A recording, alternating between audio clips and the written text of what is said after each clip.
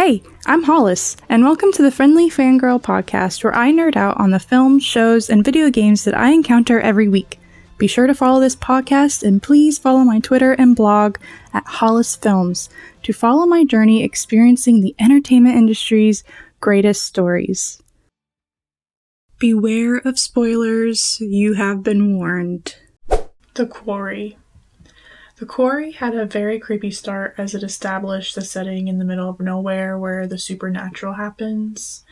I will say there was more than enough foreshadowing to let us know it was werewolves, which was exciting at first, but in the end it wasn't my favorite rendition of a werewolf storyline. I didn't think the werewolves looked like werewolves. Honestly, they looked more like a mix between Until Dawn's Wendigos and Harry Potter's werewolves. The werewolf lore in this game went with the break the curse by killing the first law of werewolf nature that we've seen before. This concept got way more exciting towards the final act of the game if Laura survives long enough. We see the fortune teller integrated into the story, the whole harem scarum plot is revealed, and the ghost encounters make a bit more sense despite them still being slightly out of place anyway. This game blows my mind with how many endings you can get. I tried hard researching, but it's so overwhelming. You can kill all the characters, you can save all the characters. Every character can get infected, or only a couple. At the end of the game, the curse can be lifted, or the curse can remain. My ideal ending is the Hacketts live and Laura dies, because Laura just runs around acting like a vengeful hero, thinking she knows everything when she doesn't, and destroys this entire family that was deeply affected by a series of unfortunate circumstances. At the same time, the kill all the Hacketts scenario may be more of a mercy massacre for this exact reason. So maybe the White Wolf ending, in which the Hacketts die, Laura and Travis team up, Travis dies in the car crash, and Laura dies after killing Silas, leaving the rest of the counselors to live. I like that ending, but I'll leave it up to you. Check out IGN's insane guide and check out the millions of variations the Quarry has to offer. Just as a side rant, I hate people, specifically YouTubers, that play the game and get mad when they choose a decision and dislike the results and then complain. Their mindset is always, oh, I didn't know the choice would lead to this. I don't know if they're just defending their decisions or genuinely complaining about the game, but not knowing the outcome is the point. In real life, we make decisions every day. Can you truly say you know the full outcome of your daily decisions? No. We're not Doctor Strange. Just like these Divergent Path games, we make decisions that appeal to us at the time, and we plant the seeds of our consequences, good and bad. As the spiritual successor to Until Dawn, how does it compare? Well, gameplay-wise, it's quite similar, but there are more characters, there are more deaths with several ways to kill these characters. Infected characters can also lead to different outcomes and different scenarios altogether, and there are so many endings, I don't even know how many. Until Dawn ends the same. It's all about who survives the night and what happens to Josh. There are ways to kill characters that I still don't know about, and that's saying something, as I've been a huge fan of Until Dawn since it released. While The Quarry wins with its versatile story possibilities, I don't feel like its characters are as strong. I like some of the Quarry characters, but with Until Dawn, I have a reason to like all of them, even Emily. It was just a prank, Han. I like her so much because of how much I hate her. I'm just so attached to the Until Dawn squad, whereas I don't feel too bad watching some of the Quarry characters die. Both games really drive home the cringy 80s horror movie about slaughtered teens cliche.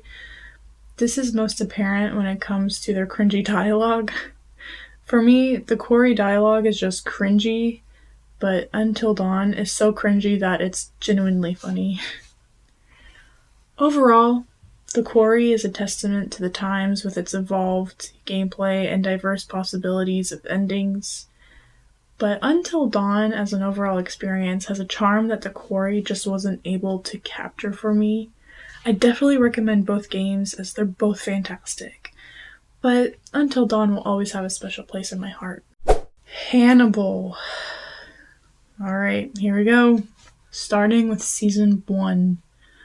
While the show is called Hannibal, the show is more about Will Graham's relationship with Hannibal more than anything else. Hannibal actually acts as a side character, at least at first, which is really genius. In fact, it takes a very long time to actually see Hannibal attack or kill anyone, though we know what he's up to. The show didn't waste any time in letting Hannibal pull a Mrs. Lovett to feed Will his special sausage with some breakfast egg scramble. That's it. That's the series. Hannibal making friends and feeding people to them. But the cooking montages are a delight. Not only does sidelining Hannibal make him more foreboding, but we get to focus on Will, who is an interesting character in his own right. He jumps into the minds of killers to catch them. It must be really fun to film those scenes. Also, Will is a dog rescuer. He has a habit of picking up strays and adopting them. If any of those 7 dogs get killed, I will let Will kill everyone in the room and then himself. The pilot was very strong and had lasting consequences all the way into the finale with Hobbs and his daughter Abigail. It always felt like Hannibal was grooming Abigail for something. Hannibal's motive is always curiosity, so there is never any telling what his goals really are. That makes him even more dangerous. He doesn't have an end goal, but somehow everyone is right where he wants them to be. The first half of the season was all about establishing characters, relationships, as well as fun cases of the week. That mushroom episode. Oh my god. And the body totem. Dang. But the real show starts in episode 6 when a criminally insane Gideon strikes again, quote unquote, as the Chesapeake River, quote unquote. This only bringing the real Ripper to light. The real Ripper being, of course, Hannibal. This is when you start hearing more classical music in the show. It may be Will's design, but it's Hannibal's orchestration.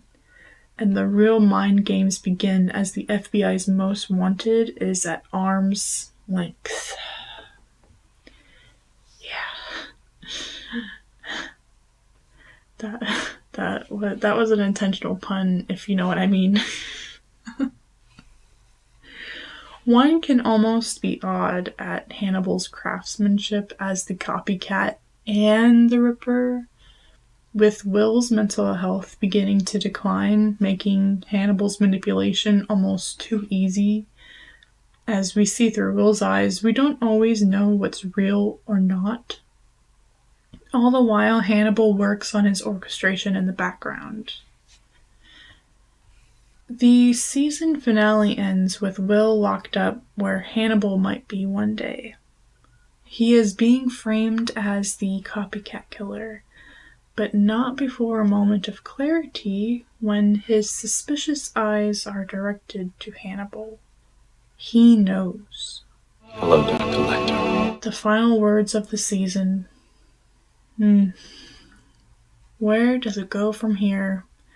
And does it really take Will 2 whole other seasons to take him down?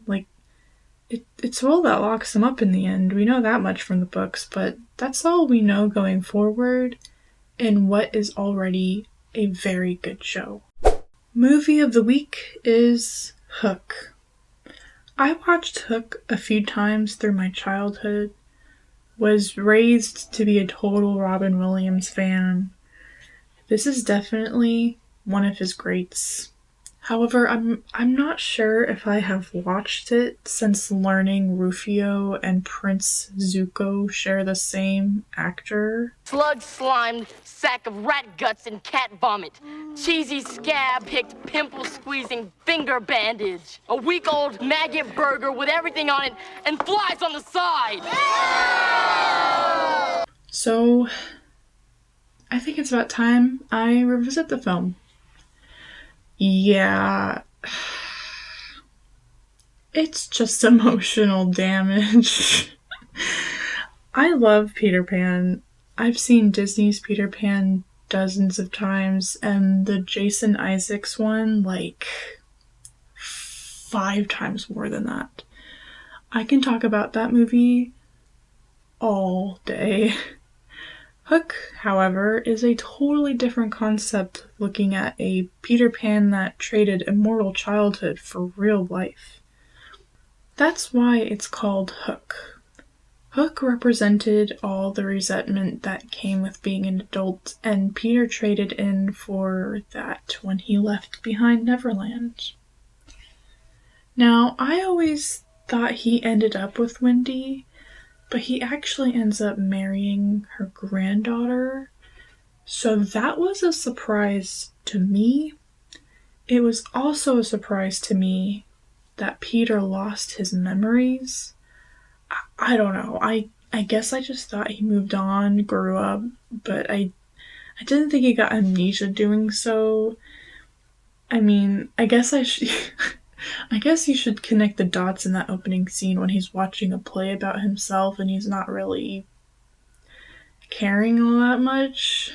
It wasn't until that charity event, when the kids were at home getting kidnapped, that's when I truly realized. And that just makes his reunion with Wendy that much more emotional. Because I watched this scene thinking, oh, look at how he's looking at Wendy. After all these years, no matter how old she is, even with his marriage to her granddaughter, he still loves her. She's still his girl. Like Steve Rogers and Peggy Carter in the Winter Soldier movie. Just look at his eyes. Ugh. But no. The fact that he doesn't remember, but still instinctively looks at her in such awe and love and treats her like a queen. His mind forgot, but his heart remembers. And I have to applaud Robin Williams for that moment. That's definitely my favorite scene out of the whole movie. Also, shout out to Maggie Smith, an actual queen. Had no memory of her being in this movie. But she got me crying. This movie also has Dustin Hoffman and Julia Roberts as Hook and Tinkerbell. I know his name and his face, but for the life of me, I can't tell you what I know Hoffman for off the top of my head without looking him up. But if you ask me now, I'll say Hook. He was pretty good as Hook, actually. Though the other Peter Pan is one of my favorites of all time, so I may be a bit biased saying I stan Jason Isaacs' Hook, but still, Hoffman was good. Now, Julia Roberts was good in the role, but I didn't like the script they gave her. I think they tried too hard romanticizing the relationship between Tink and Peter, like, too hard. And I totally saw the whole Tink was the size of a human thing to just being let's give Roberts a real human moment for contracting reasons. Sad to say, they could have written Tink out of half of the movie and we wouldn't be missing anything and would have saved a lot of screen time as well. The story of Peter Pan is one that will always have a special place in my heart. Keep calm and never be a grown-up. If you know that reference, DM me. Let's be friends. But that's the core of what Peter Pan is all about. But what Hook did differently, rather than make a film about Peter taking money to Neverland, which we've seen a million times in all the other adaptations, they made Peter into a grown-up and made the film about him finding his inner childhood spirit again. It gets more like Mary Poppins from this standpoint, but this message remains. We all become adults. Life becomes about money and taxes and crap, and it can get so hard to take moments in between and live. That's what sets kids apart. They live life without concerns, and adults should have moments like that too to balance out the stress of life. Watching Peter find himself again was fun and satisfying, with that diss track rap battle against Dante Bosco being a turning point and a highlight of the film. So that was a great scene. Oh no. To live will be an awfully big adventure. This isn't my favorite Peter Pan movie. It's not even my favorite Robin Williams movie, but Robin as Peter, it's something special. I wish with all my heart that he had a similar journey as Peter did and found the light again. He was gone too soon, and oh man, after like almost 10 years, he is still so missed and so beloved. And I'm glad we have films like this to look back on and appreciate how awesome Robin Williams was. Rolling back to the topic of Hannibal, Mads was a reason to watch this show. That being said, this means that Hugh Dancy has been a surprise, to be sure, but a welcome one. His performance has really stood out to me on this show, so I just want to take a peek at his career as I give him this week's Star Award. So Hugh Dancy is British, and I don't say this lightly, like, he was born in Stoke-on-Trent, Staffordshire, an extremely British name for a town. He went to school in Oxford through middle and high school and eventually college, you know, the big university with the same name as the town. After graduating the University of Oxford with a degree in English, the liberal arts majors, he met a casting director that got him signed and helped him kickstart his acting career, which is crazy. Like, he was at the right place at the right time and met the right person. Like, acting was not on his forecast. He did theater in school, but I don't think he was exactly on the path of an acting career. To think we could have missed out on such a talent if he just became a teacher like a normal English major. Now, it has come to my attention that Hugh Dancy has been one of those actors for me that I've seen around here and there, but didn't know yet. He was the prince from Ella Enchanted with Anne Hathaway, which I watched a lot as a kid. He was briefly in Savage Grace with Eddie Redmayne and Julianne Moore, which I watched once a long time ago. It was okay. He was also in Elizabeth I with Eddie Redmayne, again, and Helen Mirren and Jeremy Irons. Go watch Elizabeth I. That was pretty great experience. Dancy appeared as Sir Galahad in 2004's King Arthur, starring alongside with Keira Knightley and Mads Mikkelsen. Some other films he was a part of in the 2000s included Confessions of a Shopaholic, Shooting Dogs, Evening, and Adam, in which he played a guy with Asperger's who finds himself in a little meet-cute situation with his neighbor.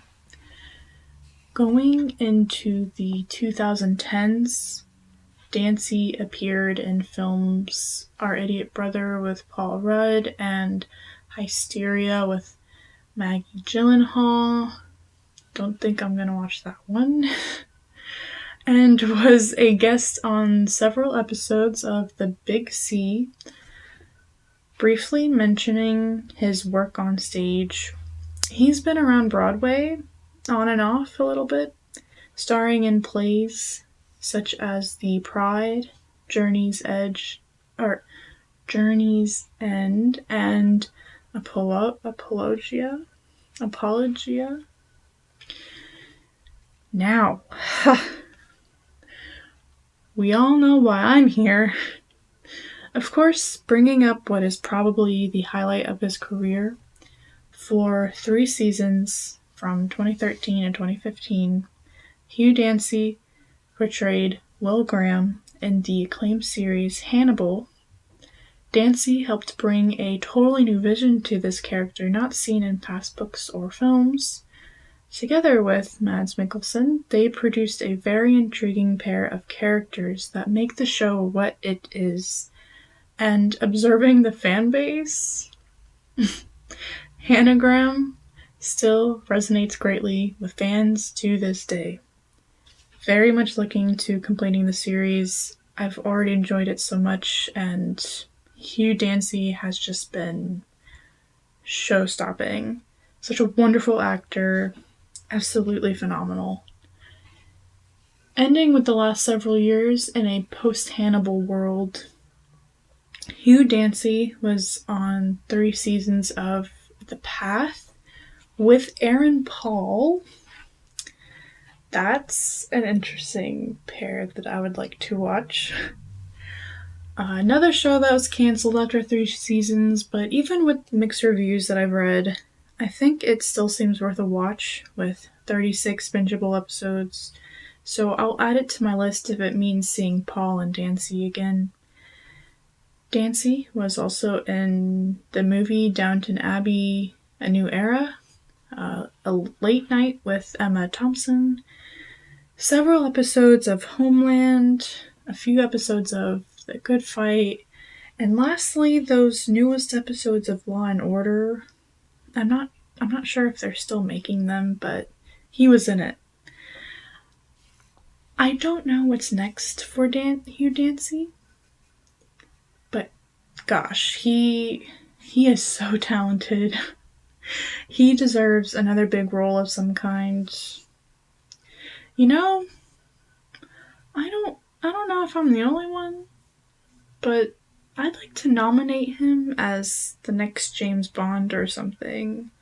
That's it for this week. Mads Again, Mikkelsen was follow a me Bond on Twitter villain. or leave a comment I and let think me the know what story's you've been hard line for fangirling over Nancy this to week. get some of Thank that you for joining me, 007 and I'll talk action to you again somehow, next week. but, you know, who knows?